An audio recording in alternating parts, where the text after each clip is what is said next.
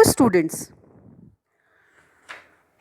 In previous video, we started the chapter 6 water where we studied states of water, hydrological cycle, oceans, salinity. Today we start the movement of water in oceans. The movements which occur in oceans can be broadly characterized tides, waves and currents. First, tides. Periodic rise and fall of the sea caused by gravitational attraction of moon and sun is known as tides.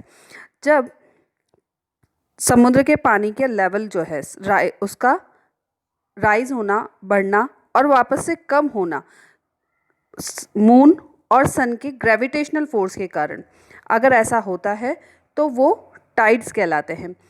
हम सब जानते हैं कि पृथ्वी अर्थ पे भी gravitational force है जो सब चीज़ों को वहाँ पर बनाए रखी है और मून और सन के ग्रेविटेशनल के फोर्स की वजह से जब पानी के लेवल में या पानी में फॉल या राइज आता है या उठाव या कम आता है, उसका लेवल जो होता है वो कम होता है, तो वो टाइड्स कहलाता है। Sea water rises and fall twice a day.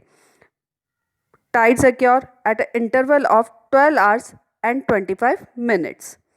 Water on the earth is held to its position due to the powerful gravitational force of the earth. हम जानते हैं कि अर्थ पे जो पानी है वो किस वजह से है, इसकी ग्रेविटेशनल फोर्स की वजह से ये यहाँ पर है। But the gravitational pull through week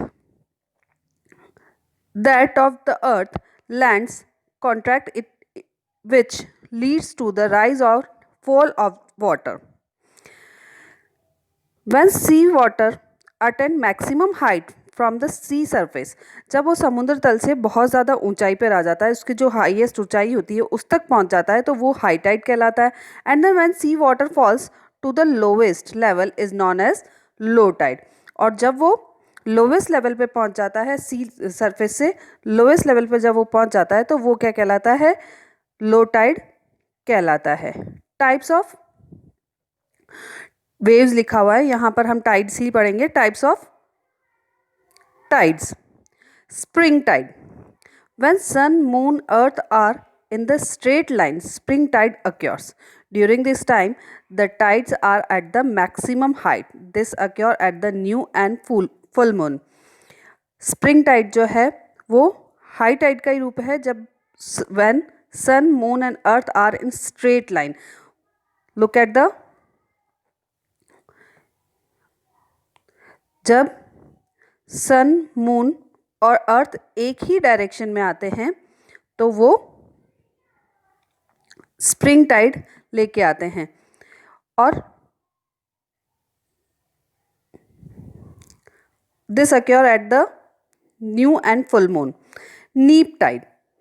when sun and moon makes a right angle with the earth as the centre, neap tide occurs. At this time the tides are at the lowest height. This occurs at the first and last quarter of the moon. जब sun और moon right angle बनाते हैं, अर्थ को centre में लेते हुए, मतलब 90 degree का एंगल बनाते हैं तो नीप टाइड अक्योर होता है। Usefulness of the tides. Tides are useful in inland navigation. वो नेविगेशन में भी हमारी हेल्प करते हैं। They are useful in generating electricity. They bring lots of sea product like shells along with them. जब high tide आता है तो हाई टाइड के साथ में जब पानी ऊपर उठता है तो उसके साथ ही कई सी प्रोडक्ट्स भी बाहर आते हैं। Fisherman goes to the sea with the high tide for the fishing and comes back to the shore with the low tide. Waves. लहरें जिसको हम कहते हैं, हम सभी देखते हैं समुद्र में लहरें जब उठती है, छोटी छोटी लहरें उठती है, समुद्र का पानी आगे आता है फिर वापस जाता है फिर आगे आता है तो वो वेव्स कहलाता है। Waves are rise and fall of water on the surface of ocean caused by wind. Wind की वजह से जब वाटर का जो सरफेस है वो बढ़ता है और कम होता है तो वो waves कहलाता है। When waves blow over the surface of the ocean, they tend to push the water up and down. जब winds जो हैं वो वाटर सरफेस पे के पास आती हैं और वो उससे अड़ती हैं, तो वो वाटर को अप एंड डाउन करती है बाय द फ्रिक्शन। उन दोनों के घर्षण की वजह से वो अप एंड डाउन होता है। It is however interesting to note that water particles do not travel but bob up and down in circular motion at the same place. ये एक इंटरेस्टिंग फैक्टर है कि भाई जब लहरें उठती हैं तो वाटर पार्टिकल्स जो होते हैं, पानी में जो पार्टिकल्स होते हैं, वाटर जो होता है वो ट्रेवल करता है up and down. Bob up मतलब वो दिखाई देता है और वापस चला जाता है, एक सर्कुलर मोशन पे सेम प्लेस पे वो घूमते रहते हैं। Disturbance caused by an earthquake on the sea floor result in the formation of very high powerful waves on the surface. These waves are known as tsunami. जब अर्थ की surface earthquake आता है या सी के जो सरफेस पे है कोई डिस्टर्बेंस होता है, वॉल्केनो इरप्शन हुआ या अर्थक्वेक हुआ है, तो इनकी वजह से जो वेव्स हैं वो बहुत ज़्यादा बढ़ जाती है, पावरफुल हो जाती है और उनमें बहुत ज़्यादा कह सकते हैं राइज आता है। और ये जब होता है तब सुनामी आती है, जिसको सुनामी कहा जाता है। Which cause widespread destruction on the reaching the coast. और इसकी वजह से जब वो कोस्ट पे आता है, तटीय क्षेत्रों पे आते हैं, तो बहुत ज़्यादा नुकसान करते हैं। Next is current. करंट्स मतलब धाराएं। Water in motion in definite pattern or a stream within the ocean is called current. जब पानी का एक डेफिनेट मोशन जो होता है, डेफिनेट पैटर्न जो होता है धाराओं के रूप में, तो वो करंट कहलाता है। Current are created only the those area which are under the influence of permanent wind.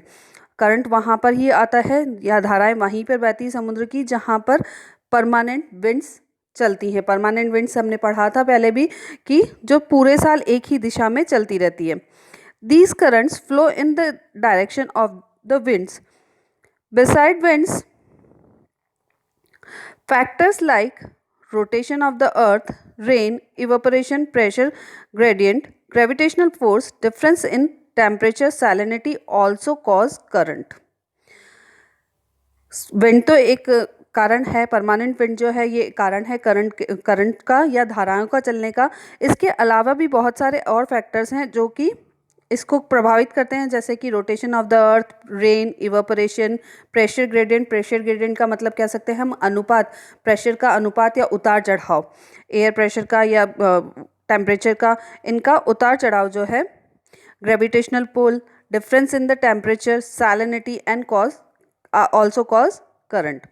The influence of currents force water of the ocean move from one place to another. Current can be cold and warm. Current जो है, धाराएं जो है वो गर्म धाराएं या फिर ठंडी धाराएं हो सकती है। Depend on where they originate, जहाँ से वो उठती है उस पर डिपेंड करता है कि वो धाराएं गर्म होगी या ठंडी। Currents moving equatorial region to the polar region are warm current. Equatorial region हमने कई बार पढ़ा है कि इक्वेटर के आसपास का एरिया जो होता है वो क्या होता है, गर्म होता है, तो वहाँ से जो धाराएं बनती हैं वो वार्म करंट्स कहलाती हैं। The Gulf Stream is an example of warm current. Cold currents move from polar belts to tropical belts. Cold currents जो हैं वो पोलर बेल्ट, जो हमारा आर्कटिक सर्कल या पोलर जोन जो है, आर्कटिक सर्कल, अंटार्कटिक सर्कल, वहाँ से जो धाराएं उठती है और वो इक्वेटर या ट्रॉपिकल एरियाज़ की तरफ बढ़ती हैं, वो कोल्ड करंट्स कहलाती है। The Labrador current example of cold current. Influence of ocean currents. अब इसके प्रभाव क्या होते हैं। Ocean currents have a great influence on the climate and economic activity of the area. Warm current raise the temperature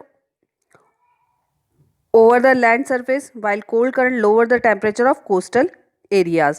warm current जो है temperature बढ़ा देती है लैंड सरफेस का, वहीं जो कोल्ड करंट है वो कोस्टल एरियाज का टेम्परेचर को कम कर देती है। In place where warm and cold currents meet dense fog is produced which reduce the visibility.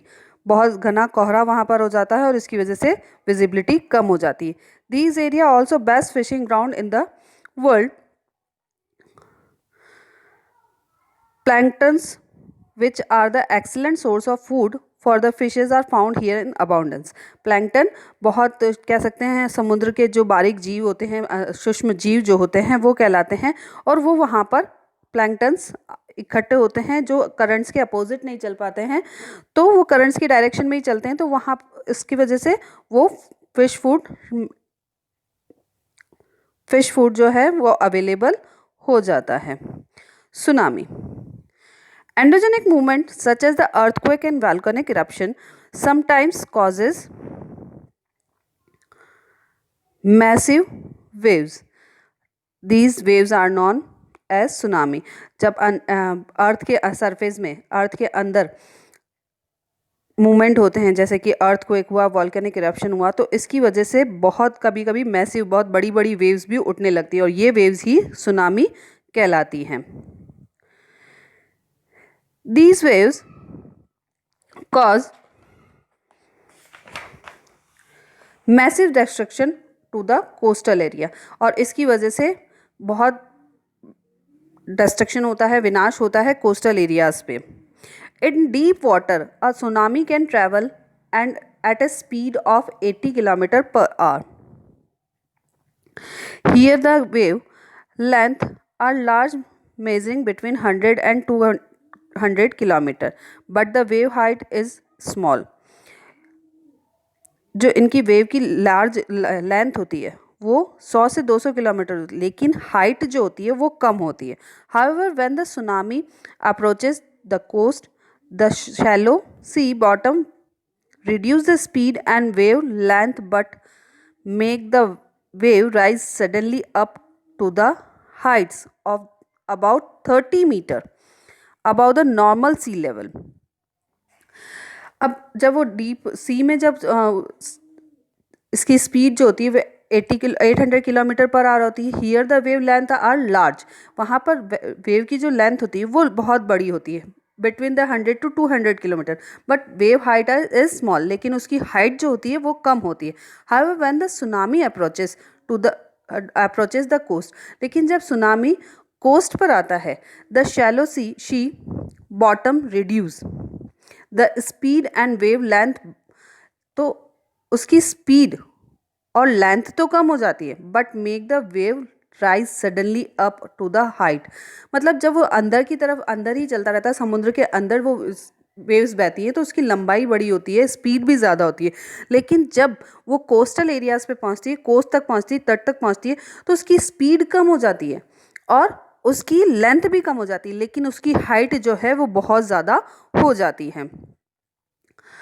Heights of about 30 metre about the normal sea level, normal sea level से उसकी height जो है 30 metre तक हो जाती है। The tsunami can attain this height in the metre of 10 to 15 minutes, और tsunami जो है ये इस हाइट को पहुंचता है 10 से 15 मिनट में, वो हाइट इसकी कवर कर लेता है।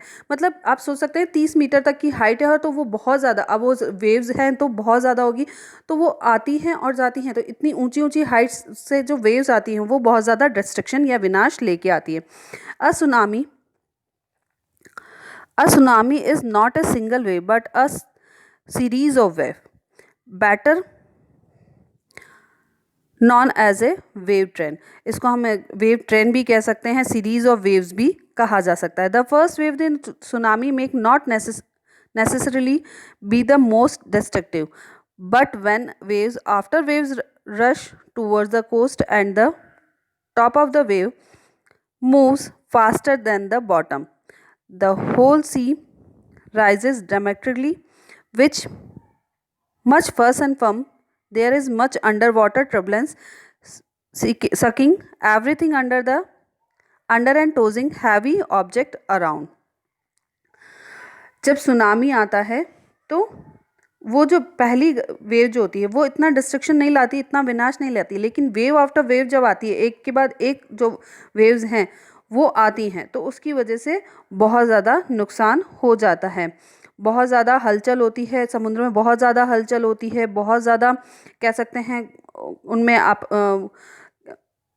अशांति आती है, और इसकी वजह से क्या होता है कि जब वो वेव्स बहुत ज़्यादा हलचल करती हैं तो अपने आसपास का सब कुछ वो अपने अंदर ले लेती हैं और हैवी ऑब्जेक्ट्स अपने उसके आसपास जो होते हैं उसको बाहर फेंक देती हैं। तो सुनामी जो है वो बहुत ज़्यादा डिस्ट्रक्शन लेके आते हैं. Hope you understand this chapter and practical things we will do in classroom teaching. Okay, so you do the exercise. Thank you.